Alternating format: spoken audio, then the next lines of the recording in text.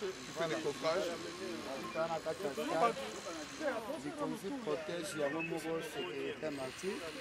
Aïdor, on a ajouté, ma solo déjà, les bandits déjà,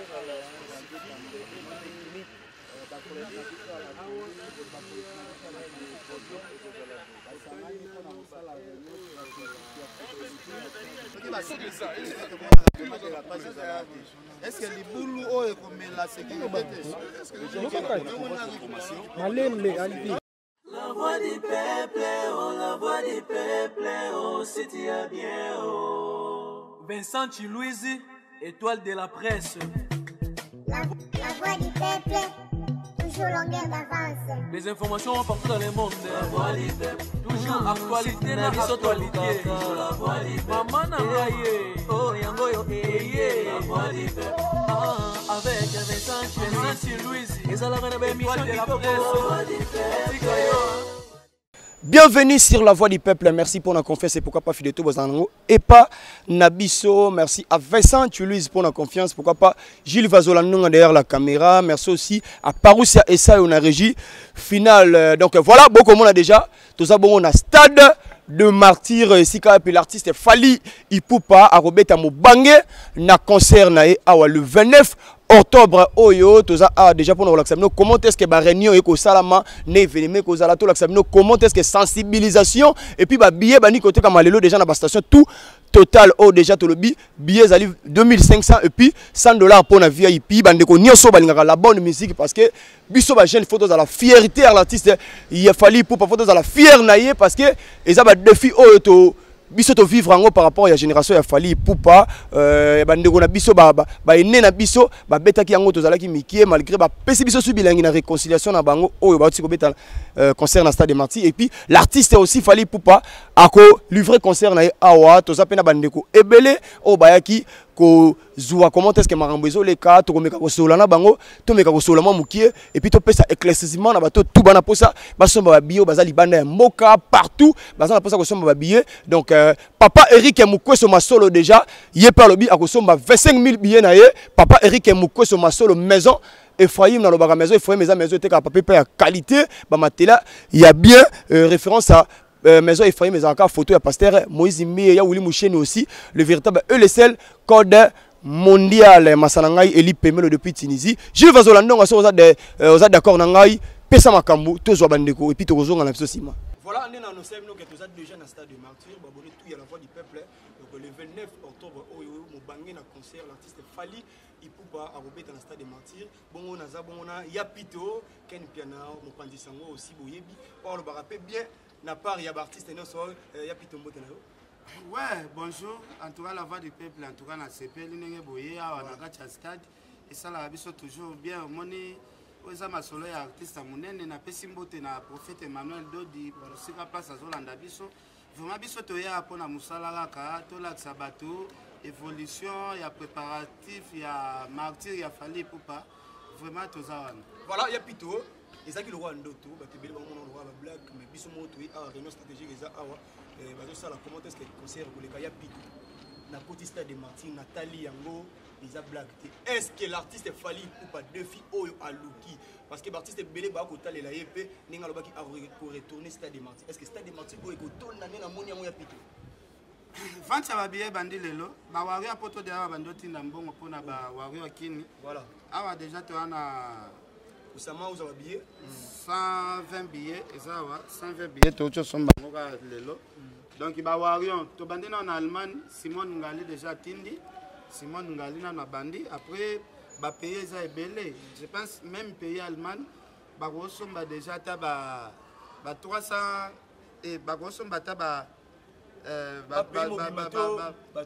kosomba ta ba 30 000 billets oh eza mutu moko ya Allemagne mutu moko Simon Ngali na Allemagne nde mutu asombi billet oyo siko France nanu ba manifester te Allemagne yango moko nanu eza na ba warion ebele o ba koya te ba sala bloquer msuna misala o ba otinda bambongo de bambongo ba wario ba charger nga wario nyoso ko yate ba charger nga mission ya kosombela bango ba billet donde za boye na olakisa bino ba résultat ti le 10 octobre que et si na somi autant de billets pour na ba wario ya poto donc ekoinda mabe alors c'est le premier jour ya ouverture ya ba billet bando te kama lelo na ba station to sombi déjà 125 billets siko yebisanga non to ko ça 10 jours te yebisanga siko to kosomba combien de billets to senga bandeko na biso total ba renforcer ba billets ba tcha pena ba billets za disponible po biso to za wana pona kosomba dans stade oyo kozala plein à pour tout plein à terrain plein libanda il faut ba tcha écran géant.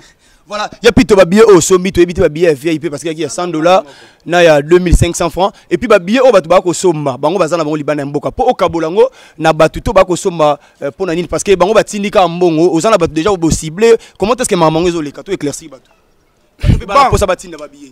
Bon, au moni bandeko ya poto lelo soki to liaka bien na Kinshasa, lisungie uta mingi pa bandeko na biso ya poto.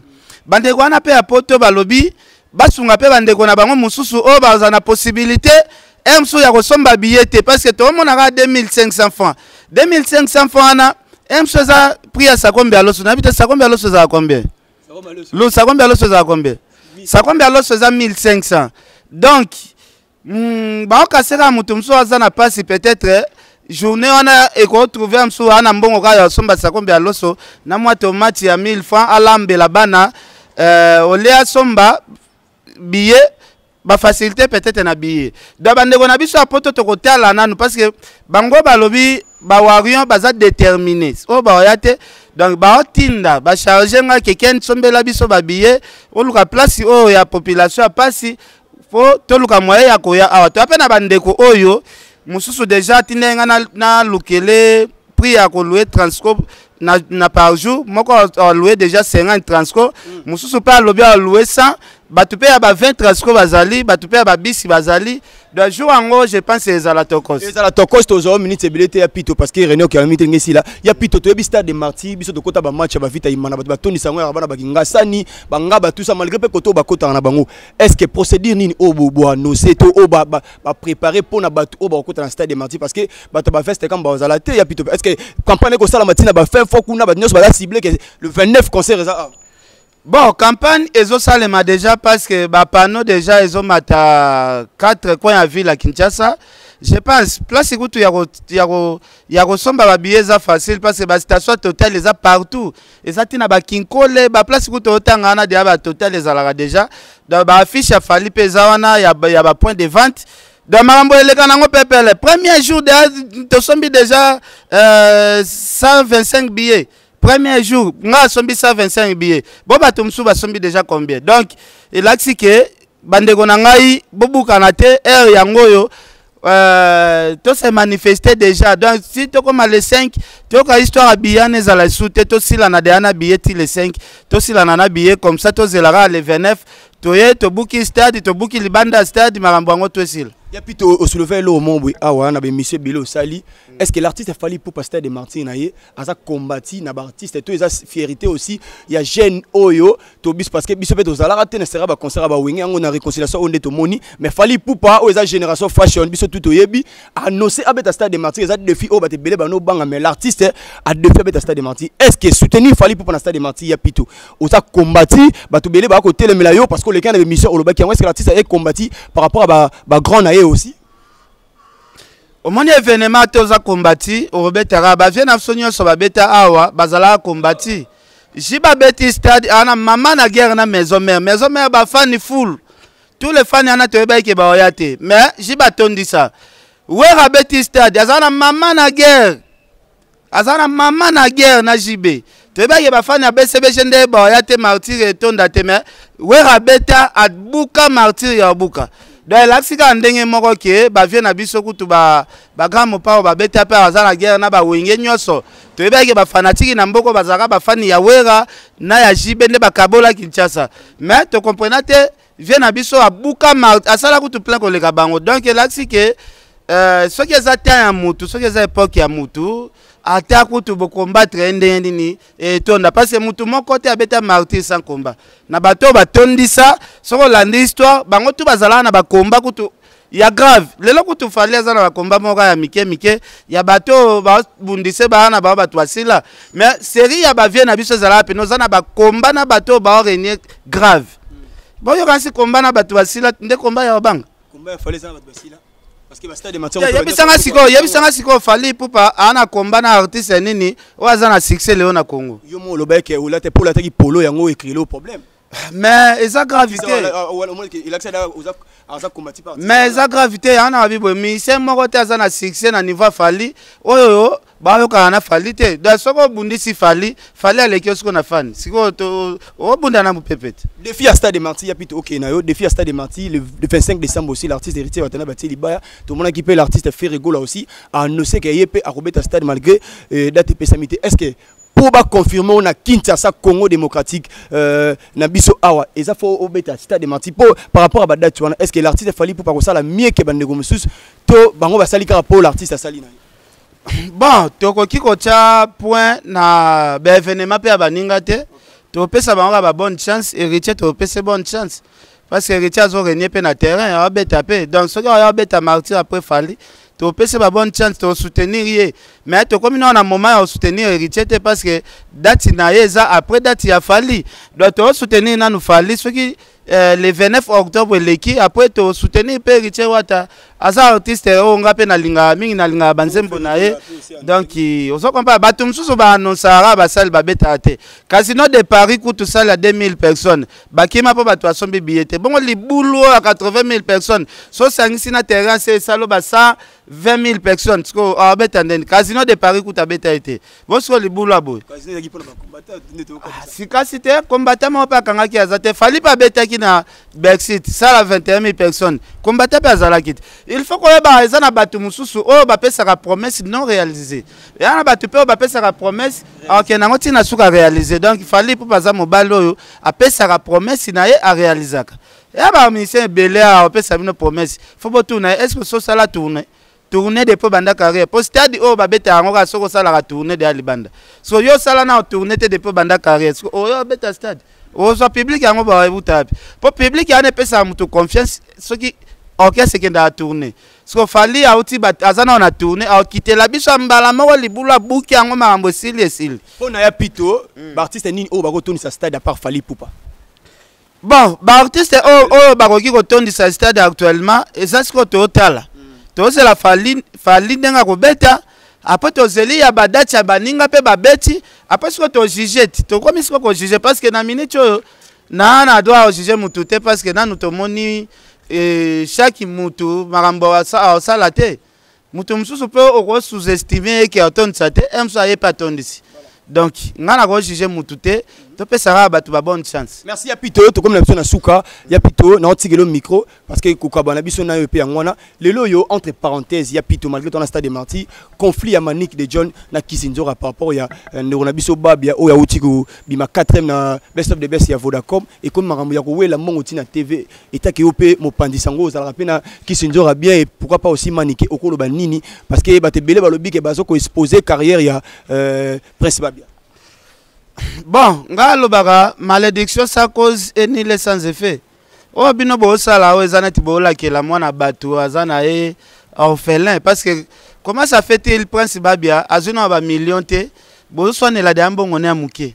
A mineur te Prince Babia go sa pena nzele night. Bon ngana bo tikele te afiva ta banzele night. Parce que amuke na bo tikele a été afiva pe biselengi moko boye azuma nzele moko apoto balua ta motel ayoki pe moi lengi hôtel moko boye hein d'ailleurs bando vivre na lengi te po bino ba parents botele melambongo na ye botika ye aluka pe moi si ya bien ya métis aluka pe amanse na mwambongo ba pesi wana ezala ta pour la première fois siko bolingi vivre na passe non botika Prince à l'aise ngana osenga Manique de John Manique na bika silika mbangu alimbisa ka pembangu Kisinzora pa silika mbangu alimbisa pembangu donc ba limbisa na kaka basenga na ba pardon batika via Prince na kimia. Merci beaucoup pour ba wario batika li message à Sukeza nini poto kabona biso o bana posa ba somba ba billet précision claire pour na pito balanda exemple ya sœur na Simone Ngali donc ba somba ba billet ko sala biso bien. Voilà, merci beaucoup. Je pense que tozo continue toujours sur la voix du peuple ezaki bongo mopandi sango Ken Piana, merci na Oussama Play, merci na Vincent, tu lui pour la confiance, pourquoi pas. Ya Willy Mouchen le véritable et le seul record mondial. Papa Eric Moukweso avec Fox, maison Ephraim. Nabi maison Ephraim, maison était capable de payer qualité, drap bien, matériel à qualité, référence à maison Ephraim, et ça kaka photo ya pasteur Moïse Mbiye. Voilà, tout continue na biso bolanda comment est-ce que marambe l'équipe ande comme super lobby et puis tozonga sima poto si na biso. Merci. Voilà, ndena no saki toza ebele awa naza bongo Aïdor beaucoup la OP azalaki la Katia Stade de Martinet to annoncé déjà le 29 octobre il concert l'artiste Fally Ipupa Aïdor beaucoup la motenao. Beauté soldat, Alvin, bonne santé. Ouais, ça va au pays. Très bien par la gasté de comme d'hab. Yeah. Présence Aïdor beaucoup là, na Stade de Martyrs. Ils ont nini parce que bah te belé bah se poser la question est-ce que concert en cause là est-ce que ça qui vrai parce que l'artiste en loba tout le monde ba pas nous mais tout le monde pense que présence il y a ba journaliste bah pas dire ça on a Stade de Martyrs présence t'amener ça pour nini. D'abord premièrement ils ont sous l'invitation déjà les loges tiens à informer aux gens qu'ils ont une réunion stratégique et Salama Awa. Il y a la sécurité, na ba soldats, ba général, ba moura, ba policier. Au bas aux alawana pour na quoi assurer sécurité na concert le 29 octobre. Et puis le roi pandisango, ndeto abenga biso bena mamba wenge sengike boya bo assister parce que tous en poto accompagner ba un événement au Simba et on nous avait appelé aussi tout assister. Tout le monde a comme réunion ici là. Je pense qu'on va interviewer Boubou dans les conduits protège dans la police, dans le général Bazana Kati Awa. Tout na bango réunion c'était na base nini qui sont des stratégies à mettre en place pour assurer ma sécurité mokolo ya le 29 octobre. Et on m'a donné sous l'invitation, ça sentiment de la bouina donc ils ont invitation. Bengaki biso to assister pardon tous a prendre bateau tous a pour accompagner un concert et un événement il y a artiste Fally Ipupa donc c'est pour cela on s'est retrouvé à la Stade de Martyrs donc pour confirmation et ça que bateau balobaki concert est à la tête je tiens encore à vous confirmer que concert est à confirmer le 29 octobre. Parce que déjà, je pense que le 29 septembre, les promotions, date ma promotion pour un mois dans le 29 septembre, si le 29 octobre. Donc, bon, on a la publicité, ce qui est vraiment sur YouTube. Je pense que sur YouTube, vous sentez que vous avez contacté, vous avez sélectionné par rapport à la promotion. Il y a évidemment qu'il y a par rapport à ça. C'est pas Bengibino. Mais nous sommes vraiment à la Stade de Martyrs pour assister à la réunion. Il y a un bateau pour assurer la sécurité. Je vais concert le 29 octobre. Voilà. Et ton date, et ton quitté avant Baba qui est ton date, après Balobi est ton quitté. L'artiste Fally Ipupa on a côté Stade de Martyrs beaucoup là. Est-ce que défi où l'artiste a relevé? Parce que Batebele ba côté là, l'artiste BLP ba côté là par rapport que l'artiste a défi au Stade de Martyrs. Est-ce que écoute na Stade de Martyrs ou par rapport il y a degré na mon on a 4 mon avis. Est-ce que l'artiste est capable de remplir le Stade de Martyrs? Ouais, il sera capable de remplir en haut parce que déjà c'est Fally Ipupa. Non, Babeta Martyrs vous appelle un succès, vous appelle un aura. Déjà fallait tourner sur le stade Moussoussou, pourquoi pas stade Naïmo ya Congo. Moi je pense qu'ils aura une façon de concert à confirmation. Il y a que Congolais, je vous donne l'opportunité parce que Mingi, tous les là, fallait bêta parmi de rares artistes musiciens congolais bêta concert, il y a stade terrain, félé, sponsor à bêta moura à part Fiki na bêta. Je pense que bateau balinga peut-être comme on est au bassin qui taravement on a concert à Fally nini. Ah oui, c'est 80 000 personnes donc 24 communes. Walinga mon a Fally na 2500 francs en Pamba. Et c'est si kawa pesi bango chance. Et kolba gesogi ko tona so retourna te ngana loba. Je pense qu'ils en ont 80% au tonda. Pourquoi je dis 80%? Babé tango sous en a succès. En a succès aujourd'hui na Congo Fally tobi qui Fally Ipupa. O etika zara ko match sous promotion ma kasi pour motiver batu ba ya me ko tonda. Et moi je pense qu'il fallait avoir la mesure ya ko tondi sango. Crois-moi. Attendez sango. Voilà. Merci beaucoup. Attendez sango. Voilà, Aïdor beaucoup là, to kabo na biso parce que marambo penezo le kakuna to souci na biso dirigeant solo li message ko zani na ba warrior nyoso bazolanda parce que ba warrior ka te préciser parce que l'artiste Fally Ipupa artiste a mutu nyoso mais ça me rage ba warrior so ba warrior ça ko na baza ko taki fan moi je suis pas fan de Fally Ipupa message ba meloma na bonne musique o balinga rapé culture na biso aujourd'hui Fally Ipupa ça l'aura après kixer cette génération anga pe sa baninga anga motiver baninga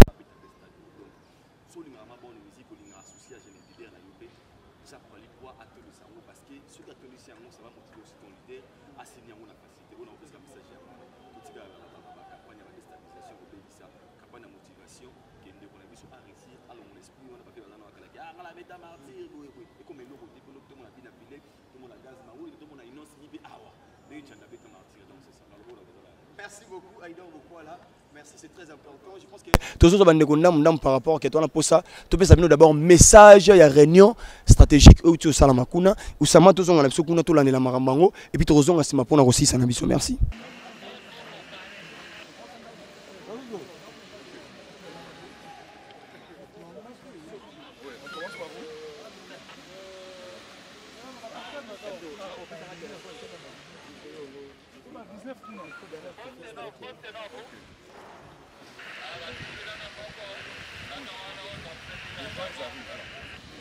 Ce sont les femmes warriors, les premiers warriors de il y a une seule porte d'entrée et que tu totalises 5 000 au Kanye. Plus d'entrée. Plus 6 000 plutôt. Plus d'entrée. On va faire des coffrages en bois pour fermer les coffrages en bois. Les coffrages en bois, c'est ce qu'ils font. Oh, si. Mais les coffrages, c'est mieux parce que le public peut s'adosser. Attention derrière. Attention.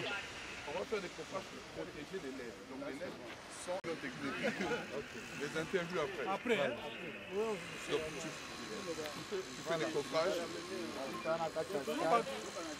Zikonzi protège yango moko secrétaire martyr Aïda ajouté masolo déjà ebandi déjà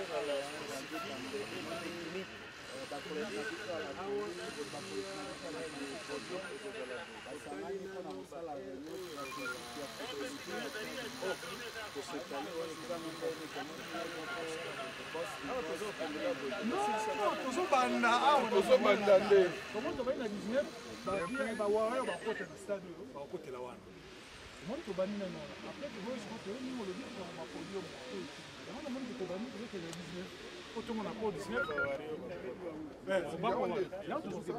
voulait identifier, parce que c'est les premiers à Rakostan. Voilà. Avant, on a appelé c'est les premiers, parce que c'est les seuls autorisés. Après, tu as autant de bilans que vous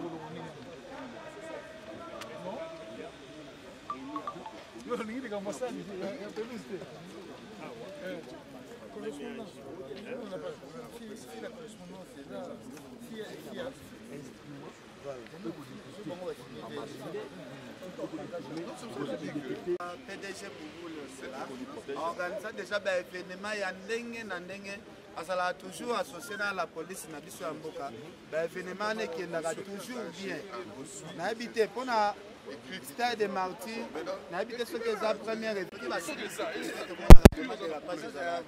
est-ce que libulu oyo ekomela sécurité te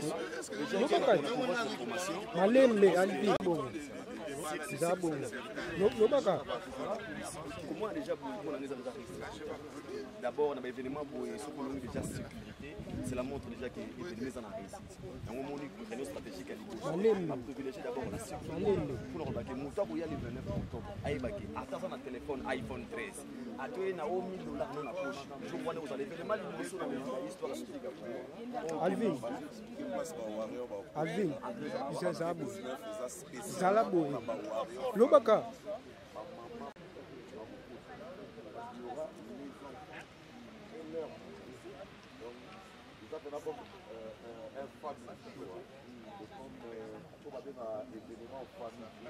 Bah warrior wana bango nde baza privilégié plus ya hotelema na en face à produire na C1 na pelouse. Ouais, bazala wana donc ba fini kango et puis ba hotelema. C'est déjà acquis. Alors né bozomona o la tirose on a Etel Ngombe. Etel Ngombe, c'est lui l'organisateur de l'événement. Donc professionnalisme vandi wana na émission plus que lui tu meurs dans des gars. Au moni Etel, au moni Trace TV, c'est lui qui a fait que les propriétaires à Chevron, c'est son partenaire, il travaille depuis des années. Et là, à Fumola, ma bouquet TV, à Fumola, ma bouquet. Donc, et dans le tout, c'est KFM. Donc, Etel, il a expliqué à long et à large, organisation, union complet. Il y a événement. Donc, il y a des organisateurs. Et à mon tour, sur la donne, parce que solo n'a même hors micro. Solo n'a pas expliqué moi, va point même hors micro. Il y a un peu de ça en visite. Et puis, tant que moi, va vouloir des tours sur la main et puis expliquer sur la main. Alors, les boss, vous s'il vous plaît. Venez. Donc, c'est là. 13, 14, 15, 20 ans, 25 ans. Donc, bando, il va y avoir mineur. La sécurité, ça va être plus pour la sécuriser. Et puis, ils allaient à la carte, et ils vont depuis les bandes. Et ils vont dévoiler mieux sauter au bas parce qu'ils ont secret. Mais, nous sommes au bas pour éclaircir quand ils vont prendre prêt. Et puis, ils ont déjà dans la station totale. Tout. Donc, toutes les stations totales et à Kinshasa, vous retrouvez billets le week-end à Sombaki déjà, parce que à Sombaki 125 billets, à partir allemand, à Tindeli Mbongo, à Sombi déjà, 125 billets. Alors, tout l'ensemble qui challenge, Johanna pour la warrior, tout bas banda. Tout à l'événement où a contribué à n'engager parce que nous tous sommes à mais vous avez besoin de vous pouvez passer par nous, Aïdor Azana, Valdi Azam, Mout Azam, Ken Azam. C'est lui qui organise, c'est lui qui centralise. Ken centralise. Donc, au Tindi bon on a eu, nombre de billets, il y a bon on a eu, il y a un somba, tu filmer, tu éclaircir dans le monde que yo tu sombe li batu tu ligi ba billet et si là avant même 15 jours il y a événement. Alors Mbouta, juste une question par rapport à la sécurité, mais oublie que la sécurité est assurée et pour le concert il y a fallu comme les bateaux il va se poser la question que non chaque concert a fallu tout le monde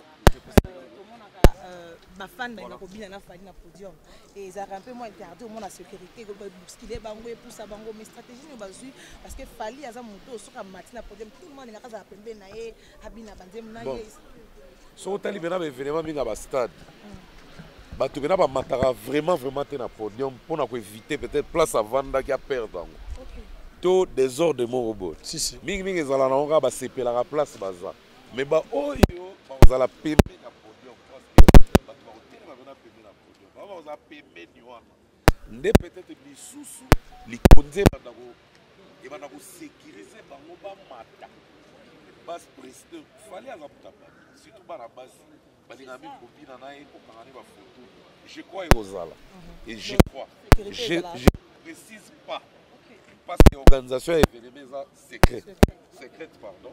Donc bango ba yebi ndeni ba sala mais naza sûr j'ai pari que ba o matsa bato bina na. Voilà, merci.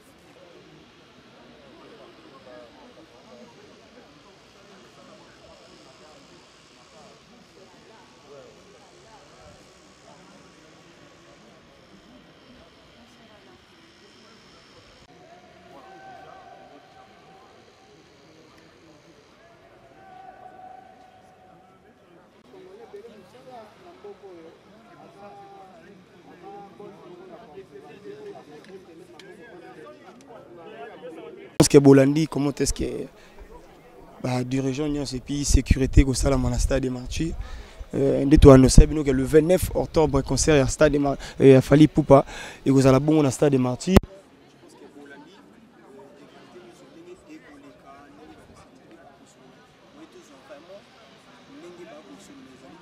Réunion très secrète donc ça réunion stratégique donc voilà Bourgeois exclusivité on a la voix du peuple il y a concert n'enge ekoleka malgré ma messilité ma manifestation ekosalama makasi ba réunion ekosalama et puis promotion déjà ekosalama ba billet déjà écoté comment donc voilà bomoni bongo bobu liondela et puis ba tout nyonso ba dirigeant nyonso ba organisateur nyonso o baza ko organiser concert il y a Stade de Martyrs mais ça va tout balinga la voix du peuple mais ça va tout balinga alfine de tout balinga de la presse la souci avec ça tu dis c'est la là pour la nana negi to tambola on a comment est-ce que Stade des Martyrs chose promise et maintenant comme réalité dans le 29 octobre au Bangé la française de Gilles va trop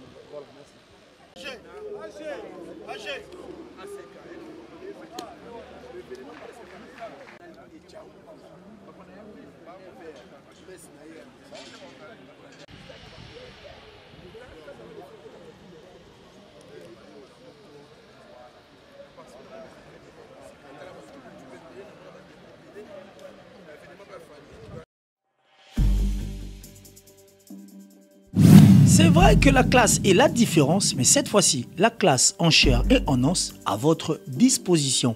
Et c'est là à travers le Flat Hotel Tenasia. Le Flat Hotel Tenasia met à votre disposition des appartements équipés de chambres et suites avec un confort moderne. Une salle de fête moderne pour toutes sortes de manifestations, anniversaires, fêtes de mariage, réunions et autres. Pour ceux qui adorent la restauration, il y a un restaurant VIP à votre disposition. Un nightclub pour les amoureux de l'ambiance responsable. Un service traiteur de renom.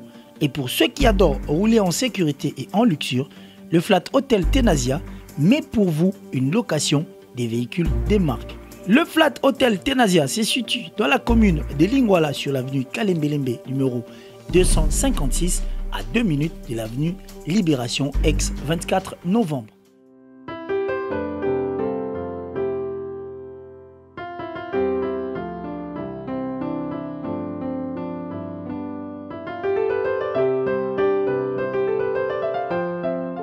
Le Flat Hotel Tenasia, la classe, la sécurité, l'assurance en chair et en os.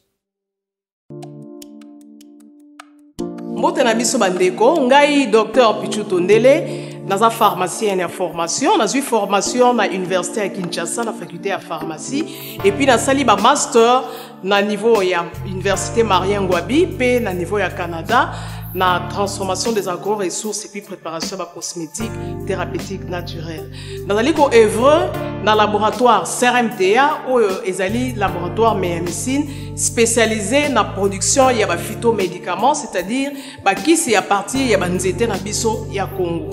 Ba kisi nyonso o bozomona awa na CRMTA et subir ba essai toxicologique et puis ba essai clinique ou ezo ça la différence na biso na ba tradi parce que et subir quand même moi ba étude et puis ba kisi o eza na CRMTA ezali homologué na ministère ya santé, c'est-à-dire ils ont la autorisation ya mise sur le marché na niveau ya mboka et puis libanda ya mboka ba kisi oyo tozo produire na CRMTA et koki kokomama na n'importe quel médecin partout à travers le monde. Dans le laboratoire CRMTA, nous avons deux branches, branche cosmétique et puis branche médicaments.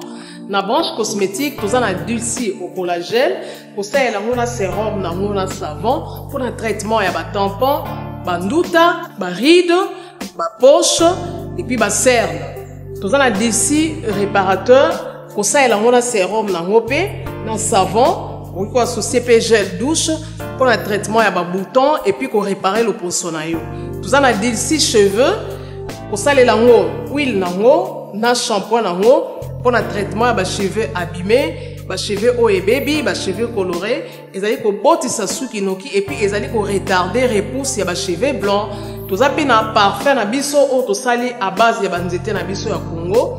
Spécificité nango ils allaient ko kitisa yo stress na kati ya nzoto. Na branche médicaments tous allez na méamycine, sirop comprimé, ou ils allez kiss na biso ya ba mib, ba levure, ils a anti-poison, ils allez pour traiter ba problème nyonso. Vous allez na kiss na biso diazostimile, ou ils allez pour traiter ba différentes formes d'impuissance sexuelle, autant éjaculation précoce, dysfonctionnement érectile, manque de libido, azospermie. Vous tozali na kisi na biso zingenalis support na comprimé oyo ezali kotraite différentes formes ya hémorroïde interne na externe ezali korégularize mpe cycle ya bamama. Tozali na kisi na biso sensifos oyo ezali kisi ya malaria présenté sous forme ya sirop na comprimé. Tozali na kisi na biso meamicine crème oyo ezali kotraite différentes formes ya maladie oyo ya ploposo bamycose oyo esalaka na makolo ya bana mibali, maladi ya mpesema palata epai ya bana na maladi mosusu ya loposo. Tozali na diazolex oyo ezali kotraite différentes douleurs climatismales, douleur ya mokongo, paiement, allergie au pollen. Ezali pomade oyo tongoli kombo ya papa na biso tondeli diazolo. Tozali na meamicine crème ndenge na tamaki. Tozali na allium oyo ezali kisi na biso ya tension, ezali kotraite hypertension. Tozali na borex oyo ezali kobomisa système ya bapapa, ezali kokomisa yango molai mpe monene.